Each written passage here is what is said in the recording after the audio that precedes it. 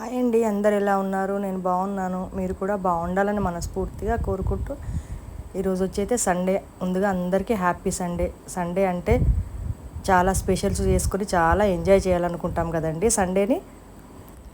ఈరోజు నేను కూడా మా ఇంట్లో ఏం స్పెషల్స్ చేసుకున్నాను ఏంటి అనేది ఈ వ్లాగ్లో మీకు షేర్ చేస్తాను. ఇక్కడ నేను వచ్చేసి మార్నింగే గోధుమ రవ్వను అయితే ప్రిపేర్ చేసుకుంటున్నాను. చాలా సింపుల్గానే బ్రేక్ఫాస్ట్ అనేది అయితే ప్లాన్ చేసుకున్నాము. ఎందుకంటే లంచ్ కొంచెం హెవీగా ఉంటుంది కదా ప్రిపరేషన్స్, సండే కాబట్టి అందుకనే బ్రేక్ఫాస్ట్ను కొంచెం సింపుల్గా ప్రిపేర్ చేసుకుంటున్నాను. చూడండి, ఇక్కడ చక్కగా పొడి పొడిగా ఉడికిపోయింది. గోధుమ రవ్వ ఉప్మా హెల్దీ కూడా అండి. బీపీ షుగర్ అట్లా ఉన్నవారికి హెల్త్ కూడా చాలా మంచిది. మనం బొంబాయి రవ్వ ఉప్మా కంటే ఈ గోధుమ రవ్వను ప్రిపేర్ చేస్తే కనుక హెల్త్ కూడా చాలా బాగుంటుంది. ఇంకా సండే వచ్చేసి మా ఇంట్లో ఈరోజు లంచ్ స్పెషల్స్ ఏంటి అంటే బొమ్మె చేపల కర్రీ, పులుసు అండ్ ఫ్రై. ఇక్కడ ఈ విధంగా చక్కగా మ్యారినేట్ చేసుకుంటున్నాను. కొంచెము ఫిష్లో నేను పులుసుకు ఫ్రైకి వచ్చేసి అన్నీ ఒకే విధంగా కలిపేసుకుంటున్నాను అనమాట. ఇంగ్రీడియంట్స్ వచ్చేసి ఇందులో కొంచెము పసుపు, పచ్చి ధనియాల పొడి, గరం మసాలా, కారము, ఉప్పు, కొంచెం ఆయిలు ఇవన్నీ వేసేసి చక్కగా ఈ విధంగా కలిపేసుకుంటున్నాను అనమాట. ఇవే కొన్ని ఫ్రై, కొన్ని పులుసు, ఈ విధంగానే కొన్ని ఫ్రై చేసుకుంటాను. ఇలాంటి ఇంగ్రీడియంట్స్ కలిపి రెండిటికి ఒకటే అనమాట. ఇంకా ముందుగా స్టవ్ పైన ఒక బాండీ పెట్టుకొని అందులో అయితే కొంచెం ఆయిల్ వేసుకొని నేను సూపు ముందుగా చేసుకోవడానికి ప్రిపేర్ అయ్యాను. ముందుగానే చింతపండు నానవేసుకొని ఆ తర్వాత గుజ్జు తీసి పక్కన పెట్టేసుకున్నాను.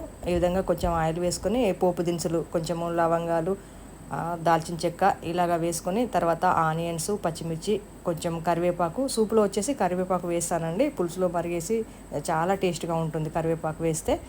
ఇంకా చూడండి, ఈ విధంగా కలిపి పెట్టుకున్న పీసెస్ని వచ్చేసి ఇంకా పోపులో వేసుకు అంతా కలిపేసుకుంటున్నాను. జింజర్ గార్లిక్ పేస్ట్ వచ్చేసి నేను పోపులో వేసుకున్నానండి. కొంత మ్యారినేట్ చేసుకున్నప్పుడు కూడా కలిపేసుకున్నాను. ఇంకా ఈ విధంగా చూడండి, పచ్చివాసన పోయేంత వరకు ఫిష్ కొంచెం ఫ్రై అయ్యేంత వరకు వేపుకొని ముందే తీసి పెట్టుకున్న చింతపండు గుజ్జును ఇలాగా వేసుకుంటున్నాను పోపులో.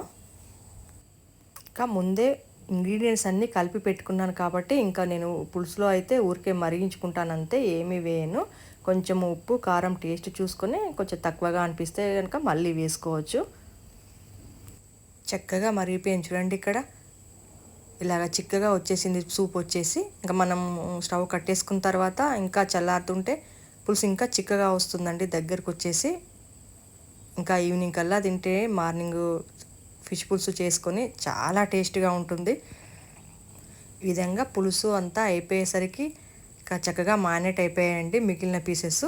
ఇంకా మిగతా పీసెస్ అన్నింటినీ ఈ విధంగా అయితే కొంచెం ఆయిల్ వేసుకొని బాండీలో ఫ్రై చేసుకుంటున్నాను. ఈ ఆయిల్ని అయితే మళ్ళీ అస్సలు రీయూజ్ చేయొద్దండి, హెల్త్కి అయితే అస్సలు మంచిది కాదు. అందుకే కొంచెంగా ఆయిల్ వేసుకొని ఈ విధంగా వేపేసుకుంటున్నాను. ఏమీ లేదండి, చాలా సింపుల్ ఫ్రై వచ్చేసి మనం అన్ని మసాలంతా చక్కగా ఉప్పు, కారం మంచిగా దట్టించుకొని పీసెస్కి ఈ విధంగా ఆయిల్లో వేయించుకోవటమే. మంచిగా రోస్ట్ అయ్యేంత వరకు వేయించుకోవాలి. చాలా టేస్ట్గా ఉంటుంది, లోపల కూడా చక్కగా ఉడికిపోతుంది. నేను ఫిష్ ఫ్రై అనేది 2 రకాలుగా చేసుకుంటానండి. ఒకటి ఈ టైపు, ఇంకొకటి వచ్చేసి పచ్చిమిర్చి, ఆనియన్స్, లవంగాలు, దాల్చిన చెక్క ఇలాంటివన్నీ పోపులోనే వేసుకొని ఈ పీసెస్ని కూడా పోపులోనే వేసేసుకొని వేపేసుకుంటానండి. తక్కువ ఆయిల్ వేసుకొని చిన్న కర్రీలాగా చేసుకుంటాను అనమాట.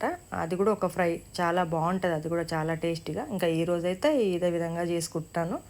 చూడండి ఎంత చక్కగా వేగిపోయాయో, రంగు కూడా చూడు చాలా చక్కగా కనబడుతున్నాయి. ఎక్కువగా ఆయిల్ మనం ఆయిల్లో వేస్తాం కానీ ఎక్కువగా ఆయిల్ కూడా ఏం పట్టదండి.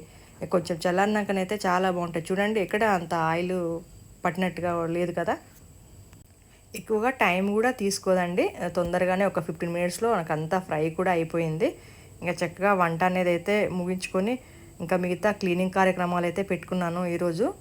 మనకు వేసవికాలం అంటే డస్ట్ అయితే చాలా ఉంటుంది కదా. ఇంకా డస్ట్ అయితే నేను క్లీన్ చేయాలనుకున్నాను. మనకు ఎంత ఇంట్లో సామాను ఉంటే మనకు అంత వర్క్ అనేది అయితే ఉంటుంది. వాటి క్లీన్ చేయడానికి ప్రాసెస్ అనేది ఎక్కువగా టైం అయితే తీసుకుంటుంది.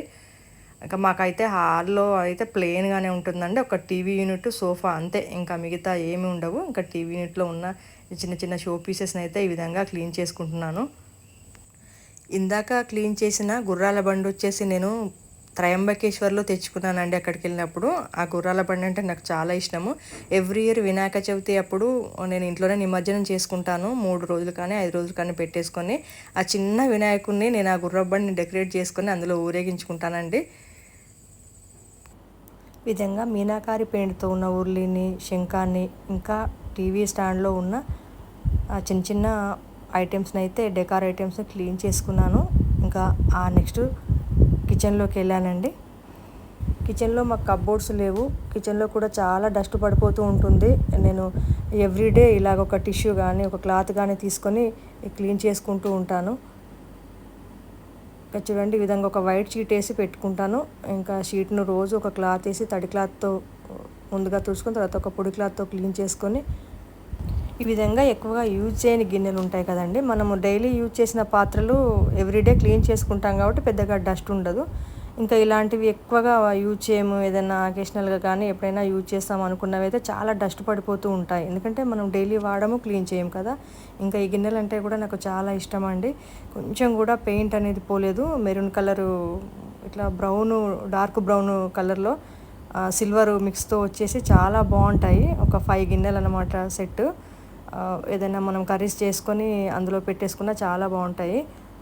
నేను చాలా సంవత్సరాల క్రితం ఆల్మోస్ట్ ఒక 10 ఇయర్స్ కింద నేను ఫ్లిప్కార్ట్లో తెప్పించుకున్నానండి. అసలు ఎంత కూడా కలర్ షేడ్ కాలేదు, చాలా బాగున్నాయి అనమాట. ఇంకా ఈ విధంగా చూడండి, ఇలా కబోర్డ్స్ లేకుండా నేను ఇలా సర్దేసుకుంటాను. ఒక టిష్యూ కానీ ఒక క్లాత్ కానీ పెట్టుకునేసి అన్ని పైన డస్ట్ అంతా క్లీన్ చేసుకుంటానండి వీక్లీ వన్స్. ఒక హౌస్ అయితే కన్స్ట్రక్షన్ అవుతుందండి. నేను చాలా వ్లాగ్స్లో ఇదివరకు చెప్పి ఉన్నాను. ఒక 3 మంత్స్ అయితే కంప్లీట్ అయిపోతుంది. ఇంకా ఆగస్ట్ కల్లా అంతా వెళ్ళిపోతాంలేండి. ఇంకా ఇక్కడ వచ్చేసి ఫ్రిడ్జ్ క్లీనింగ్ అనేది స్టార్ట్ చేశానండి. ఫ్రిడ్జ్ను చాలా డీప్ క్లీన్ చేద్దాం అనుకున్నాను. కొంచెం పసుపు అనేది బయట పెడితే పసుపు కారాలు కూడా పురుగు పట్టిపోతున్నాయి కదండి ఇప్పటి రోజుల్లో. ఇంకా అవి కూడా నేను ఫ్రిడ్జ్లోనే పడేసుకుంటాను. ఈ విధంగా కవర్కి చిల్లు పడిందో ఏమో తెలియదు, ఈ విధంగా పసుపు అంతా పడిపోయింది ఫ్రిడ్జ్లో. వైట్ కలర్ కాస్త ఎల్లో కలర్కి వచ్చేసిందండి. ముందుగా ఫ్రిడ్జ్లో ఉన్న షెల్ఫ్స్ అన్నీ తీసానండి. నేను ఎప్పుడైనా అంతే, షెల్ఫ్ని కూడా నేను మనం అంట్లను తోమేసుకున్నట్టు తోమేసుకుంటాను అనమాట. తోమేసి నేను కడిగేసుకుంటేనే ఫ్రెష్గా అనిపిస్తుంది. ఇలా తుడిస్తే నాకు నీట్గా అనిపించదు. ఇంకా లోపల బాడీని వచ్చేసి మాత్రం ఈ విధంగా ఒక టిష్యూతో అంతా క్లీన్ చేసుకొని ఆ తర్వాత ఫ్రెష్గా మళ్ళీ ఇంకొక టిష్యూ తీసుకొని క్లీన్ చేసుకుంటాను. ఇంకా చాలా నీట్గా అయిపోతుంది. ఇంకా తీసిన షెల్ఫ్స్ మాత్రము వెజిటేబుల్ బాక్స్ కానీ ఇవన్నీ కానీ ఇంకా నేను బయట తోమేసుకొని వాష్ చేసుకుంటాను. చాలా ఫ్రెష్గా ఉంటుందన్నమాట. కొద్ది రోజుల దాకా మనం క్లీన్ చేసుకోకపోయినా పర్వాలేదు. జాబ్ చేసే మహిళలకైనా, జెంట్స్కైనా, ఇంకా స్కూల్కి వెళ్ళే కిడ్స్కైనా, హౌస్ వైఫ్స్కైనా సండే అంటే చాలా లీజర్గా లేసి కొంచెం రిలాక్స్గా ఉండే రోజు. ఇంకా ఇంట్లో ఉండే ఆడవారైనా కూడా ఆ రోజు పిల్లలకి కానీ ఇంట్లో జెంట్స్కి కానీ బాక్సులు కట్టడం, ఆఫీసులకి స్కూల్స్కి అలాంటిది ఏమి ఉండదు కాబట్టి ఇంట్లో హౌస్ వైఫ్స్ కూడా కొంచెము లీజర్గా లేచే రోజు అది. అనుకుంటూ ఉంటాము హౌస్ వైఫ్ అంటే ఏముందిలే, రోజు ఇంట్లో రిలాక్స్గానే ఉంటారు కదా, ఏంటి ఒక వంట చేసి పెట్టడమే కదా అని అట్లానే అనిపిస్తుందండి. హౌస్ వైఫ్ కనుక తను రెగ్యులర్గా లేచే టైంకి లేచి అన్నీ మనకు సమకూర్చకపోతే కనుక పిల్లలకి, ఇంట్లో మగవారికైనా కూడా ఒక్క క్షణం కూడా ఇల్లు అనేది నడవదండి. వారి ఇంట్లో ఉండి ఎన్నో వర్క్స్ చూసుకుంటేనే ఇల్లు అనేది ముందుకు నడుస్తుంది. ఇంకా ఈ విధంగా మీతో 4 మాటలు మాట్లాడుకుంటూ నేను ఫ్రిడ్జ్ అయితే ఈ విధంగా క్లీన్ చేసుకుంటున్నాను. నేను వచ్చేసి కవర్తో క్లీన్ చేస్తున్నానండి. ఎందుకంటే ఇవి ఫ్రిడ్జ్లో ఐటమ్స్ అనేది డెలికేట్గా ఉంటాయి చాలా, కాబట్టి నీకు ఇందాక చూపించిన స్టీల్ అలాంటి స్క్రబ్బర్స్ అయితే యూజ్ చేయకూడదు. ఇంకా చాలా సాఫ్ట్గా ఉండే కవర్ని తీసుకొని నేనైతే ఈ విధంగా క్లీన్ చేసుకున్నాను. ఎందుకంటే మనకు స్క్రాచెస్ అనేవి పడతాయి కాబట్టి. ఫ్రిడ్జ్లో రకరకాల ఈటబుల్ ఐటమ్స్ అయితే పెట్టుకుంటాము. అందువలన మనము ఒక క్లాత్తో క్లీన్ చేస్తే కనుక అంత బ్యాక్టీరియా అదంతా వెళ్ళిపోయినట్టు అనిపించదు నా వరకైతే. నేనైతే ఈ విధంగా తీసేసి ఫ్రెష్గా ఇలాగా తోమేసుకొని వాష్ చేసుకుంటేనే చాలా ఫ్రెష్గా అనిపిస్తుంది. ఇంకా ఇలా క్లీనింగ్ కంప్లీట్ అయిపోయిన తర్వాత ఇంకా ఫ్రిడ్జ్లో ఎక్కడివక్కడ మళ్ళీ ఆర్గనైజ్ చేసుకున్నాను. జనరల్గా అయితే మా పిల్లలు స్కూలింగ్లో ఉన్నప్పుడు ఈ వర్క్స్ అన్ని సండే పెట్టుకునేదాన్ని కాదండి. ఎందుకంటే పిల్లలు 1 వీక్ ఒకసారి సండేనే ఇంట్లో ఉంటారు కదా, వాళ్ళతో పాటు చాలా టైం స్పెండ్ చేసేది. ఇప్పుడు ఇంకా వాళ్ళు జాబ్స్లోకి వెళ్ళిపోయి వాళ్ళు దూరంగా ఉన్నప్పటికీ ఇంకా సండేకి మండేకి తేడా అనేది తెలియట్లేదండి.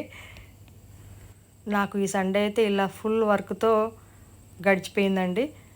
ఇంకా ఎవ్రీడే మనము పూజలు ఎవ్రీడే హడావుడిగా పనులు చేసుకోవటం అంటూ ఉంటుంది కదా. మనం 1 వీక్ ఒకసారైనా ఇల్లుని ఈ విధంగా క్లీన్ చేసుకోకపోతే బాగుండదండి.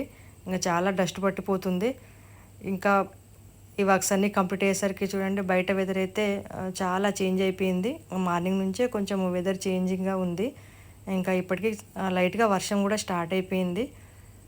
ఇంకా కాసేపు అలాగా బయటకు వచ్చి రిలాక్స్ అవుతున్నాను అనమాట. నేను దేవుడి నిర్మాల్యాన్నంతా ఒక ఖాళీ పూల తొట్టులో వేస్తాను. అలా నిర్మాల్యాన్ని వేసేసరికి రోజు మేము వాటరింగ్ చేసేసరికి చాలా బంతి మొక్కలైతే గ్రీనరీగా చాలా చక్కగా వస్తున్నాయి. వాటిని చూస్తే చాలా హ్యాపీగా అనిపిస్తుంది. ఇంకా ఇవాల్టికైతే ఇంతేనండి వీడియో. మరో మంచి వీడియోతో మళ్ళీ కలుద్దాం. అంతవరకు బాయ్ అండి.